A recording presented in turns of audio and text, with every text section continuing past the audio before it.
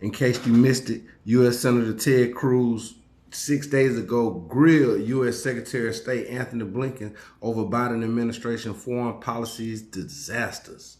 From President Biden expressing condolences to Iran's president's death to Biden's decision to delay U.S. shipments. What is going on? What is going on? Check out a clip for this video. Ted Cruz completely grilling Secretary of State Blinken. Thank you, Mr. Chairman. Senator. Mr. Secretary, you have presided over the worst foreign policy disaster of modern times. When Joe Biden became president, he inherited peace and prosperity in the world. We now have two simultaneous wars waging, the worst war in Europe since World War II and the worst war in the Middle East in 50 years. Both, I believe, were caused by this administration's consistent weakness. And indeed, your foreign policy is precisely backwards from what a rational American foreign policy should be. To our friends and allies, this administration has consistently undermined, weakened, and attacked them. And to our enemies, this administration has shown constant appeasement and indeed has flowed billions of dollars to the enemies of America who want to kill us. Senator Barrasso asked you about Ibrahim Raisi. Your State Department put out a statement sending condolences for his death. Mr. Secretary, is the world better today now that Raisi is dead? Given the horrible acts that he engaged in, both as a judge and as president, to the extent he can no longer engage in them, yes, the Iranian people are probably better off. You didn't say that in your statement, did you? I believe that we did. And certainly our spokesperson... Today, the United Nations is flying their flag at half-staff to mourn the death. Would you agree that it is utterly disgraceful for the United Nations to be mourning the death of the butcher of Tehran? We're certainly not mourning it. Now, I could be wrong, but I thought the United States was supposed to be a part of the United Nations, and the United States and the United Nations was allies, yet you have the United Nations flying their flag at half-mast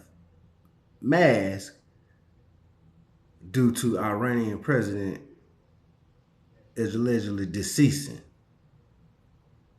Does that make any sense to anyone? His death, as I said, we expressed... Would you agree it's disgraceful for the UN to be? I'll look at what they've done. We certainly would not do that.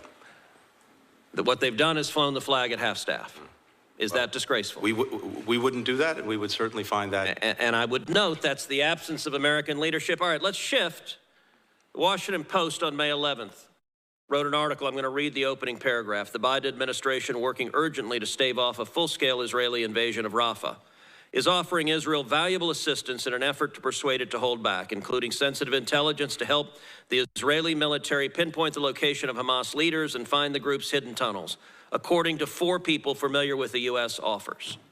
Is that paragraph accurate? Exactly the opposite. First of all, no one has done more to defend Israel than Joe Biden. Is that paragraph accurate? Let me finish, if I may, please. He was there right after. I'm not interested in a campaign speech. I have limited time. Is the paragraph in the Washington Post accurate? As you read it, no. To the contrary, we're providing everything we possibly can to Israel to help them find. So the 4 sources that briefed the Post, and by the way, briefed multiple other media outlets, they were lying? Absolutely. So.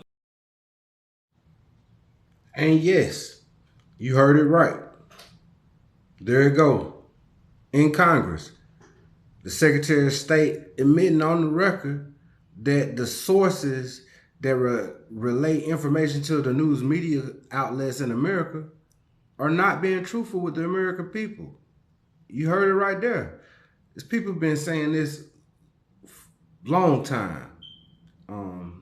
We need to wake up and pay attention today in America. We have really, really serious problems going on.